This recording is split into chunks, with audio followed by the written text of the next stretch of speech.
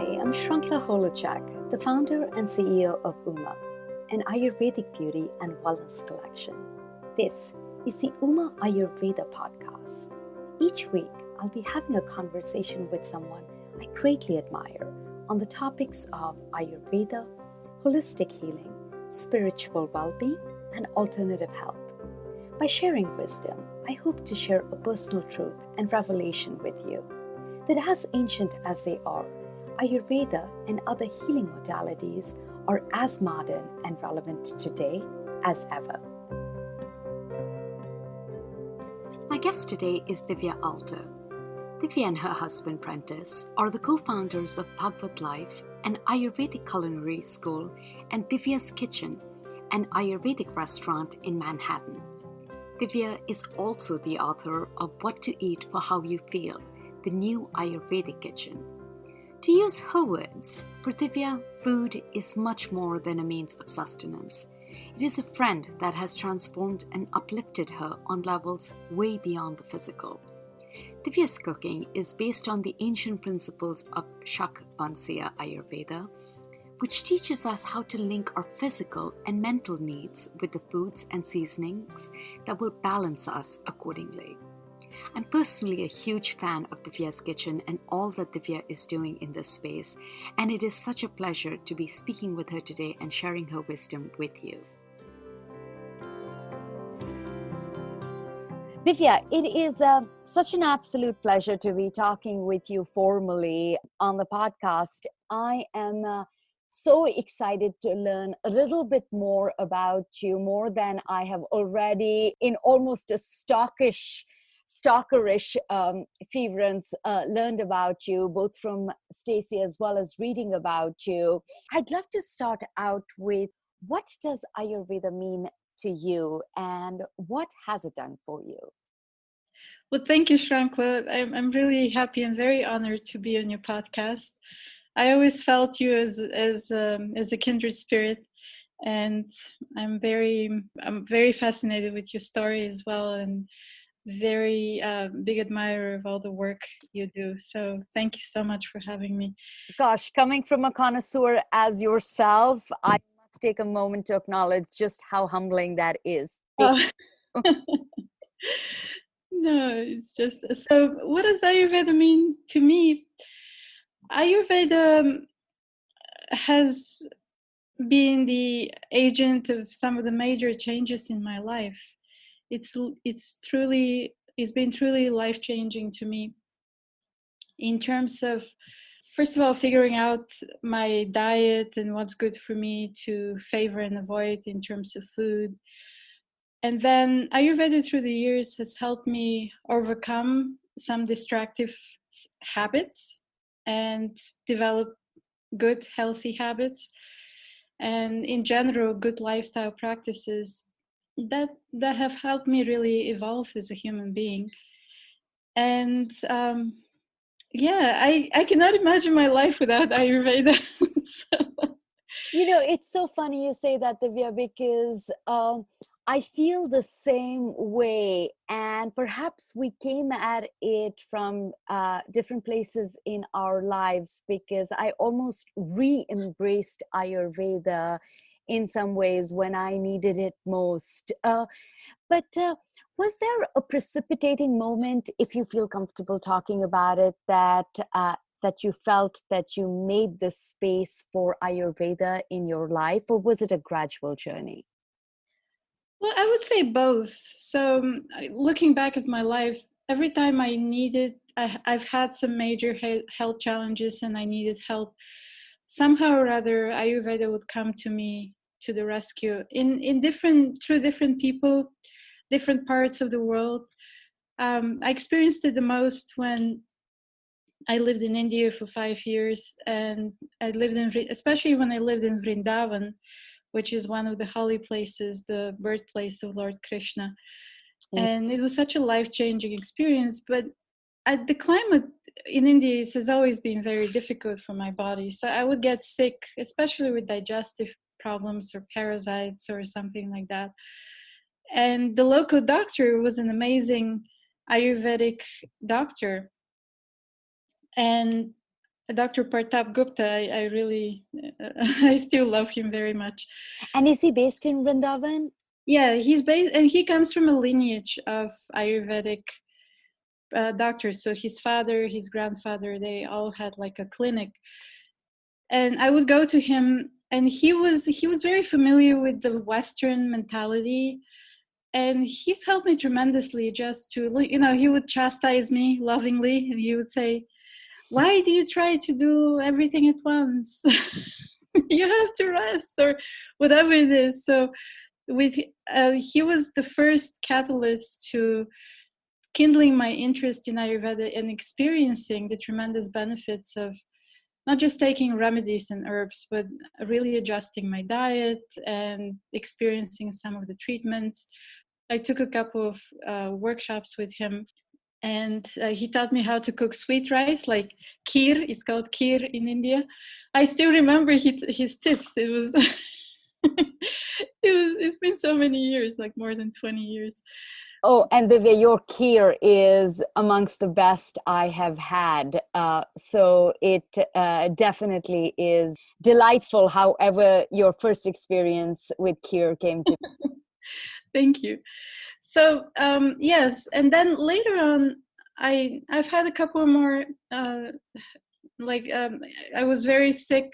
I had an amoebic infection. A few years later, I ended up at the Bhaktivedanta Hospital in Mumbai, and they have an Ayurvedic clinic, and they treated me there. I stayed for a month, and it really helped me tremendously. So the treatments helped me just gain energy and be able to stand with my feet, because I was very weak. And then I moved to the United States, and a few years later, I felt so sick. I was feeling just so sick, and like chronic fatigue, severe digestive problems, allergies. I don't know how all this accumulated for me, but then I met through that I met Dr. Marianne Teidelbaum and her teacher, who became my teacher, Vaidya Ramakant Mishra, and they really turned everything around for me, made Ayurveda so practical and so alive as a science, that I decided to dedicate my life to helping people um, experience Ayurveda in their life, especially through food, because this is my passion. And how grateful we are for all your service in this adventure. And I'm very excited to talk about your breadth and depth of knowledge in Ayurvedic cooking. And as you rightly said, in Ayurveda, or maybe you didn't say that, but implied it, food. And to me, that is the fundamental tenet where you start. The body is balancing, the body is healing, the body's detoxification processes. And even though Uma is a product company that deals with more skincare and aromatherapeutic wellness, I always challenge people on thinking about what they are eating, even when they present with skincare issues, because that indeed is the root of everything in Ayurveda. But before we talk about your amazing Ayurvedic cooking prowess, I would love to start with Divya, the incredible entrepreneur who's forging new paths both with Bhagavad Life, which is the culinary school, and Divya's Kitchen, your Ayurvedic restaurant in Manhattan. Please tell us all, because I know our listeners would be incredibly excited to hear about those.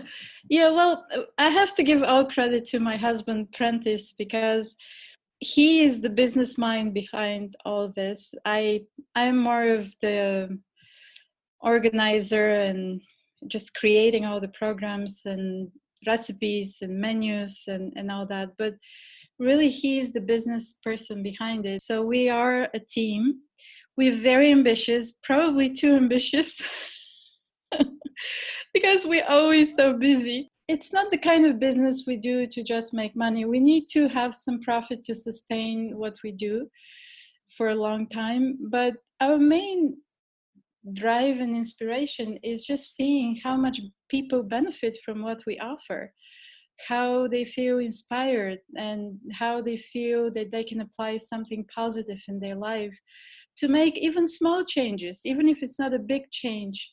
Small changes um, count, and they're so important. So we try to make Ayurveda accessible through our cooking classes and other wellness events, and through the restaurant, through food, and just to show that you don't have to be a practitioner or to create big life changes. You can just start with simple steps, like little things, and you feel that they help you, and that's great.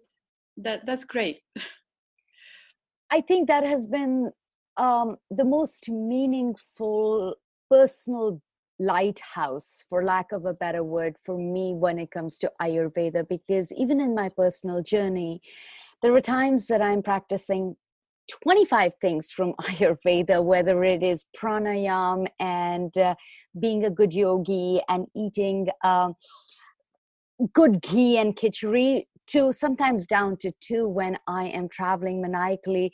But I love that I have never felt like I needed to judge myself by how good or bad of an Ayurvedic I was being, as long as it was a part of my life. And that I'm glad you outline and underscore that you can start your Ayurvedic journey in bite-sized modular fashions and realize what might be right for you in that period of your life, and still see tremendous benefit from that. So I like calling that out when we do these conversations, because it is a beautiful aspect about Ayurveda.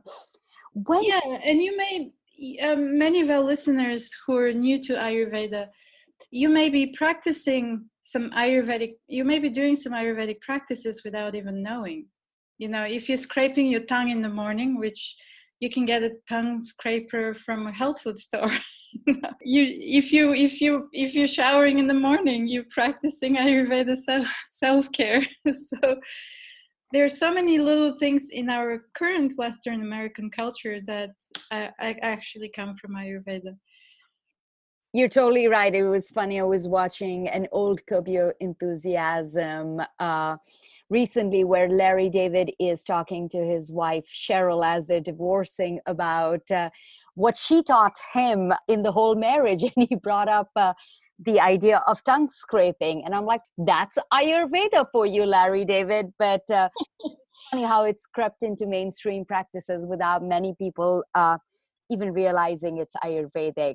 When I first learned about Divya's Kitchen and your very authentic service of Ayurvedic cooking, I was A, overjoyed, but B, very curious, because I wondered how you're managing the journey of building awareness around Ayurveda, but also changing taste profiles. Tell me a little bit about that.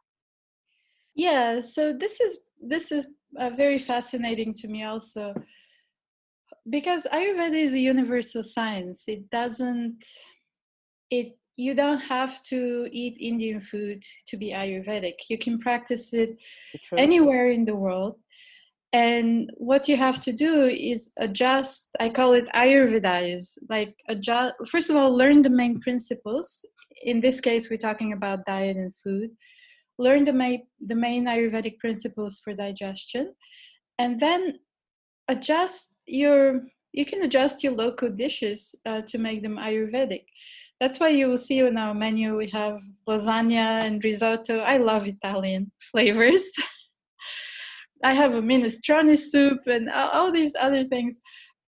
So, but they're what I do is I take, first of all, sometimes it's like, I wonder if I can make an Ayurvedic minestrone. So I would look at the traditional recipe and I would say, yeah, I could replace this with this. I could add a little bit of this to support digestion of this. Instead of this oil, I'll use this oil. Instead of this cooking method, I'll use this one just to make it easier to protect the prana in the food. So this is how I Ayurvedize recipes. And this is also what I think people appreciate the flexibility of applying Ayurvedic principles to local cuisines. That's a great point and a very, very helpful tip. Staying a little bit on that and clarifying something that maybe I get bombarded with as a question, which is many in the West have come to associate Indian food with the Mughal or tandoori cuisine, as it were, the naans, the very rich curries. And having grown up in India in an Ayurvedic household, I know that at home we eat much more simply with that food kind of reserved for celebrations or meals out. But a majority of friends here or even in the UK expect all quote unquote Indian meals to have that rich, very spicy profile. Have you had to deal with that at Divya's Kitchen? Yes. In fact, in the beginning, we were listed on some platforms like Yelp and I think Open Table, and they listed us also as Indian because there is no Ayurvedic category yet. Yes. So, and we experience this, like sometimes we will get like 1-star reviews from people who came and they really expected modern Indian cuisine. We cooked with the heavy oils and really spicy and deep fried. and our menu is it consists of very sattvic, very balancing dishes. We don't deep fry anything. We don't put too much oil. Nothing is greasy on our menu. And we use only 4 types of healthy oils. So we just removed the Indian category from our description. And yes, we face this. So sometimes I like to come out in the dining room and meet our guests and speak with them.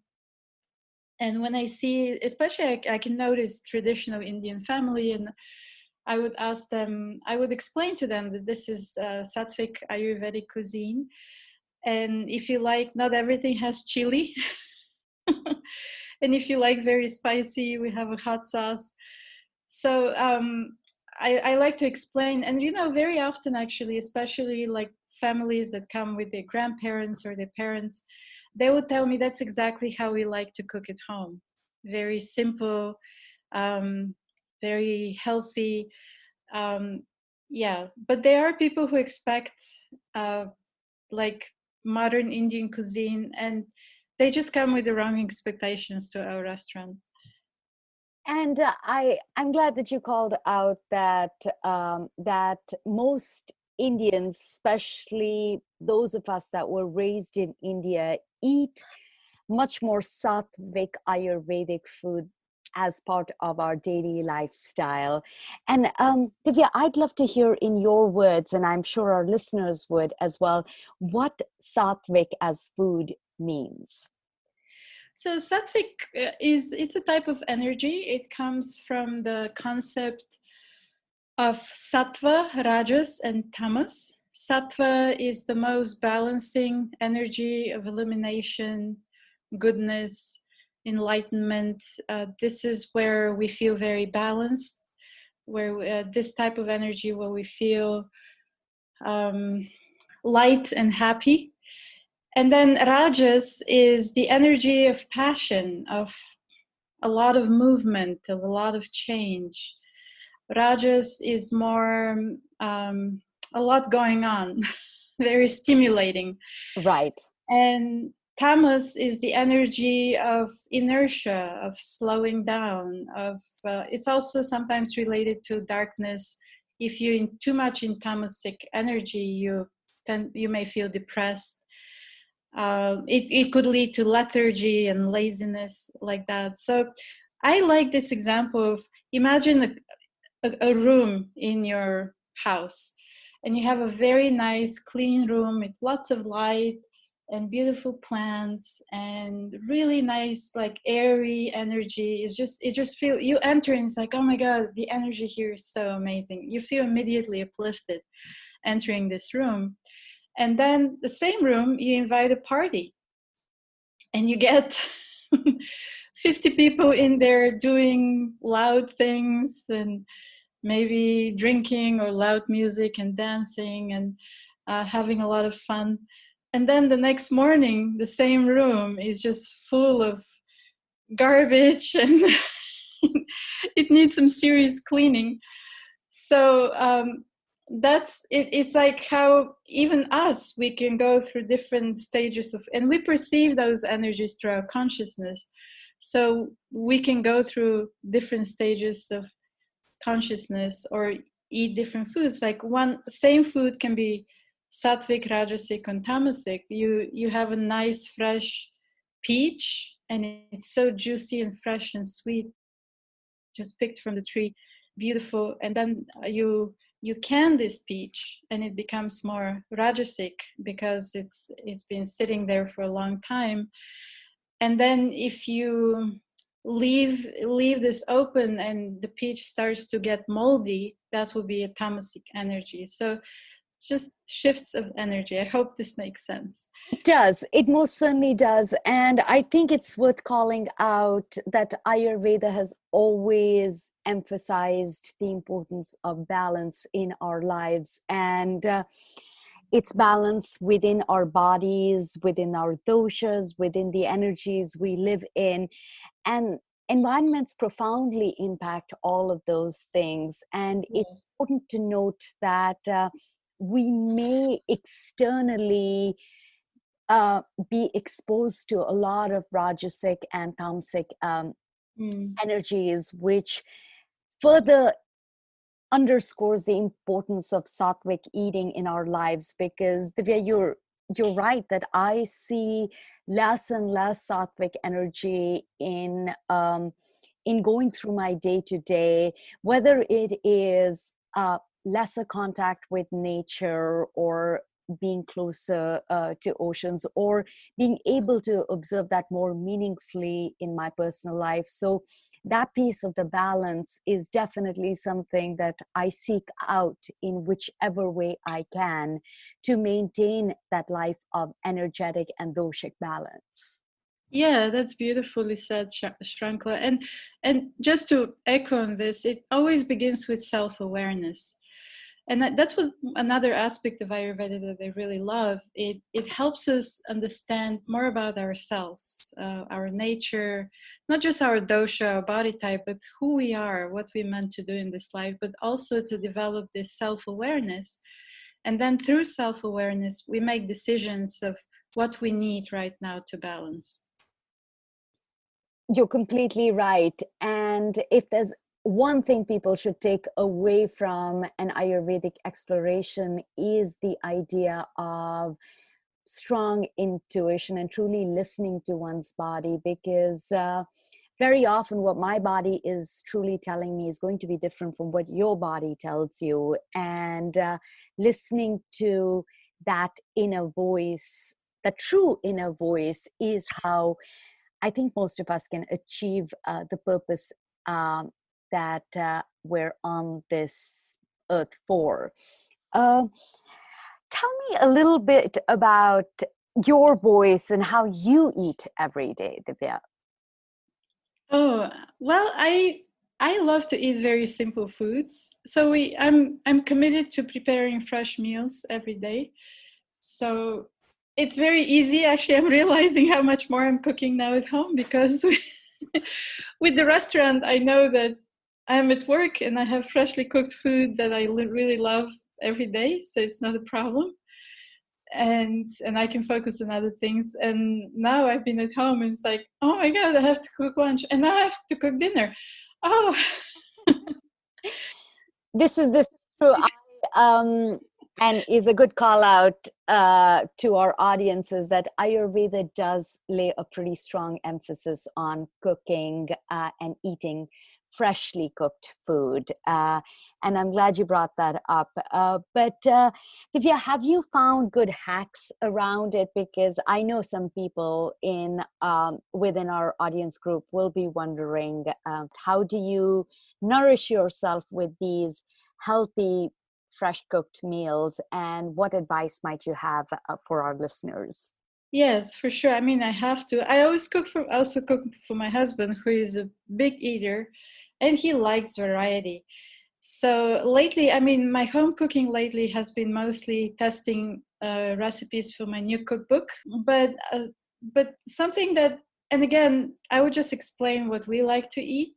And of course, this might not be balancing for everybody. We like to have a simple breakfast. So I usually start with a pre-breakfast, which is the cooked apple pre-breakfast. I'm happy to describe the recipe in a couple of minutes. And this is really helpful because it helps us eat something small and do our meditation and exercise, whatever else we want to do in the morning, and then have breakfast. And we prefer to have more savory, like salty kind of breakfast rather than sweet. We don't really eat oatmeal so much, not so much in the spring. It feels too heavy for us.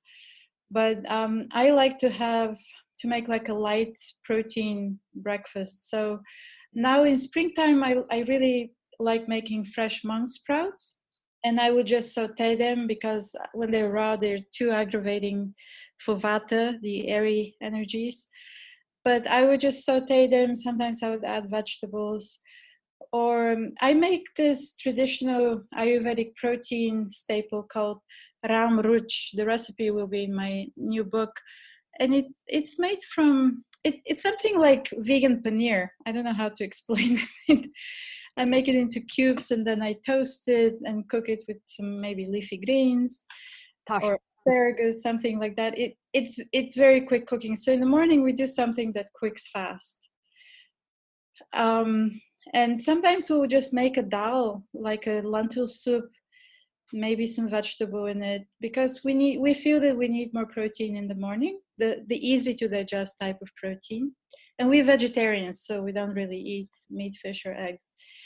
And then for lunch, lunch is the most time consuming cooking and menu, and still we keep it simple. Nowadays, I've been doing a lot of one-pot meals just because I want to have more time to write my book.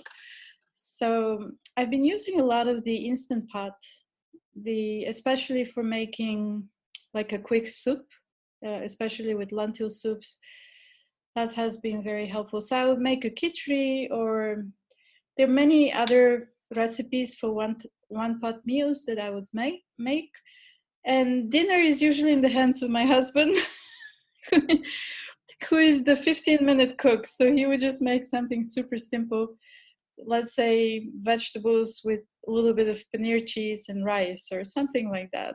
Another hack I would recommend is you can split the prep time and the cooking time. So you could prep your vegetables the night before or in the morning for cooking them later, or soak, make your spice blends on Sunday or whenever you're preparing for the week. You can kind of split the prep time, and then cooking time, this really saves most of your because cooking time doesn't take much time for quick meals. But if you do a lot of the prep work the day before, or even a few days, you can prep for a few days. It's not ideal, but it's better than eating out. So that I find is very helpful too. And that is. Divya, you've been so kind and have shared some recipes with us in the past. So we'll be sure to link those at the bottom of the podcast. Tell us about how we can get more of this amazing wisdom. I know you've mentioned a book and an upcoming book. I would love to hear more about how we can get more from your restaurant or your culinary school. Please tell us about that. Yes, of course. My cookbook is called What to Eat for How You Feel, the new Ayurvedic kitchen. It came out 3 years ago, and this month we're actually celebrating the 6th edition. Congratulations. Yes, and it just came out in German language as well. It was published in Germany and distributed in all the German-speaking countries, which is very exciting. The book will give you a really nice overview of Ayurvedic cooking according to the Shaka Vansya Ayurveda tradition, which I practice, I'm trained in. And the book teaches you how to cook seasonal ingredients and adjust them according to your type of digestion. So I explain the 4 types of digestion, and it's a really practical way to figure out what to eat, depending on what your digestion is today. I put a lot of love in it, and I've been getting a lot of positive reviews. And also, if you follow our Instagram account for Divya's Kitchen NYC, we post once a week, we post video recipes that are very easy, like seasonal video recipes. And we post a lot of announcements and other things. And of course, my personal Instagram, Divya Alter, we're pretty active on Instagram. And then for our school, Bhagavat Life, the website is bvtlife.com. We're currently developing an online curriculum, and we'll be offering online cooking classes. And we've also started the Ayurvedic nutrition and culinary training. The acronym for this is ANACT. And we've taught it for the past 4 years, very successful. It's like an Ayurvedic chef's training, which goes for 9 months. It has 2 or 3 levels. And currently we're preparing the first level, which is the knowledge part, to be available online as well. Because we've had people from all over the world who've asked us to take this training, because there is no other training like that. Everything I have read about it sounds incredibly fascinating. And if I was in New York and I didn't have a startup to run full time, I'd be the first sign up for the training. Of course, you've had hundreds, but I would definitely be in line. Are there resources that you have found helpful along your Ayurvedic evolution and journey that you'd be willing to share with the audience? Yes, definitely. My teacher, Vaidya Mishra, unfortunately, he passed away 3 years ago. I'm sorry. But his website, and especially his blog, and you can even go through the archives, it's such a treasure house of knowledge. The website is called svayurveda.com. SV is in Victor, ayurveda.com. And if you click on blog and you go through some of the articles that he wrote years ago, and you can even search for keywords and come up with a bunch of articles.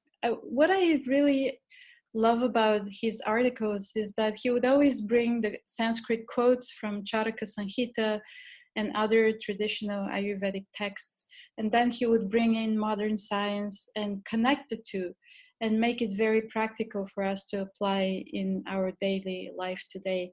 So that's a great resource. I always go there. Another great resource is Dr. John Douliard's website. Dr. John Douliard is a very accomplished, really amazing person, also an Ayurvedic doctor, and his passion is to really bring the modern science into the Ayurvedic concepts. And if you're looking for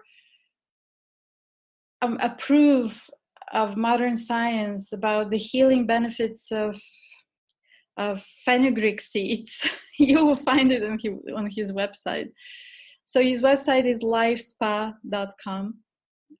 And these are 2 great resources. I mean, your blog is so practical. I really love your articles because it just makes it's like when I read your blog, it's like, oh, I can do this.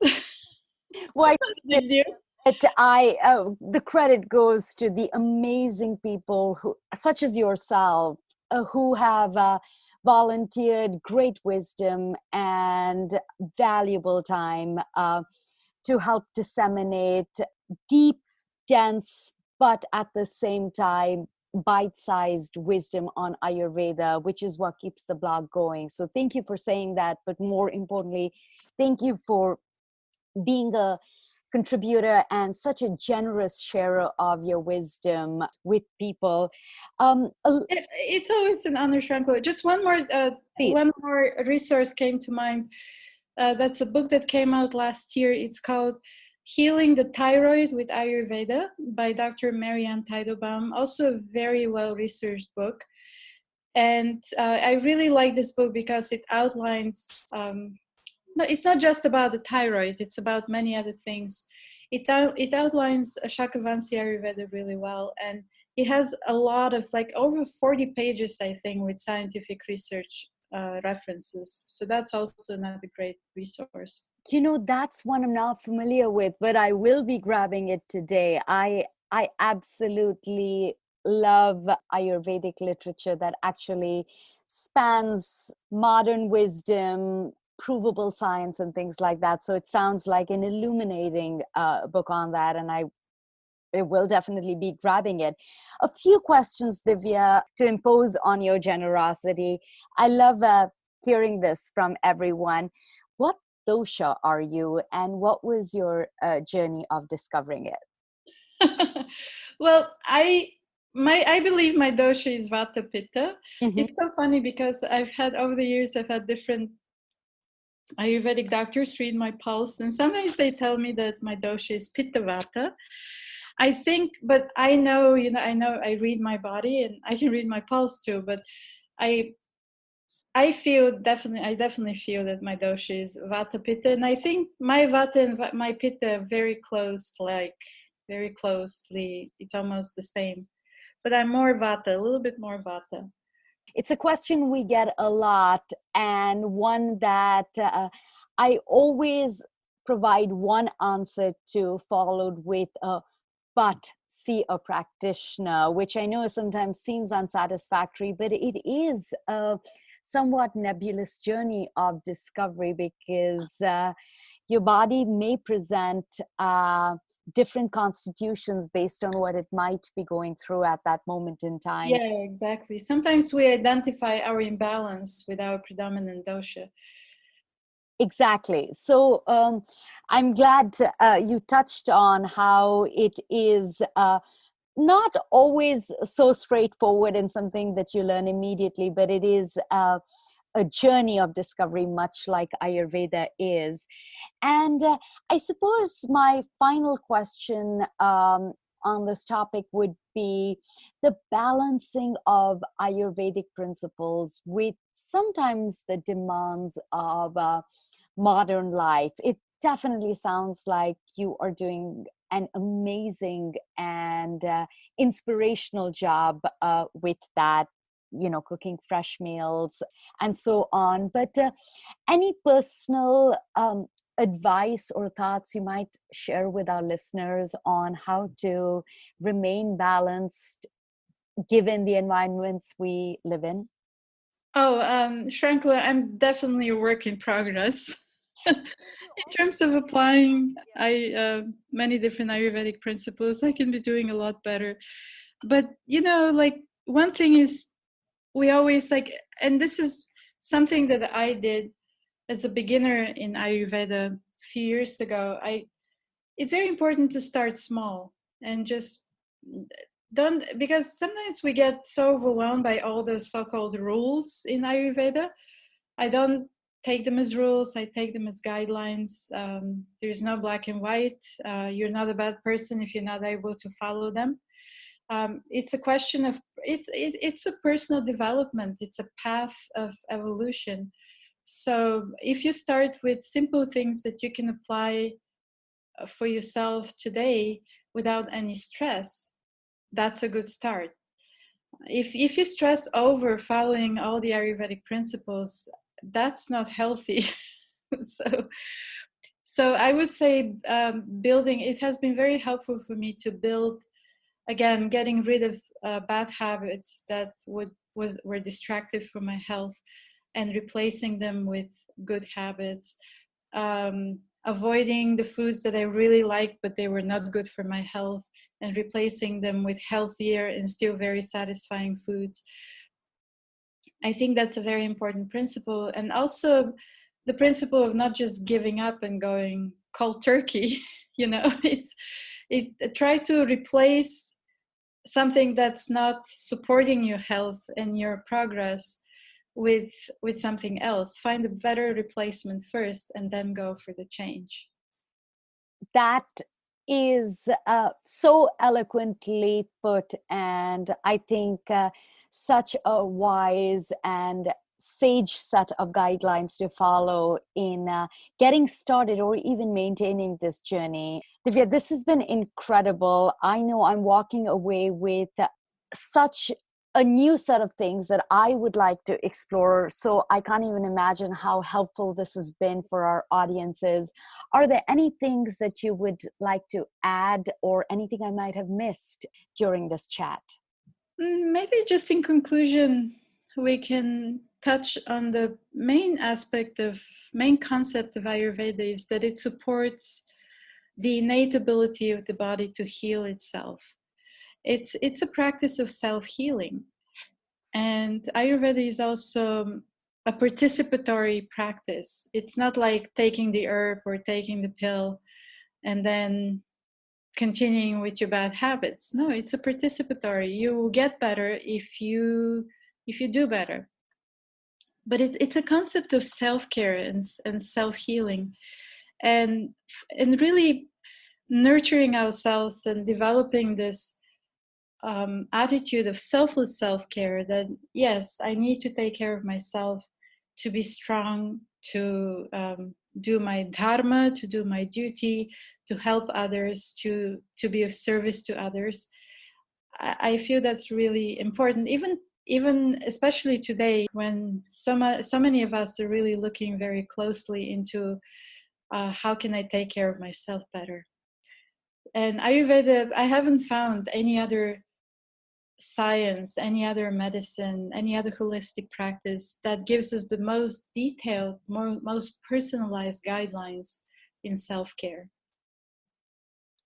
I think that is such a beautiful call to action for those of us who are already on the journey, as well as those who are just discovering Ayurveda. And Divya, I cannot thank you enough for sharing your time, sharing your wisdom, sharing your practice with us.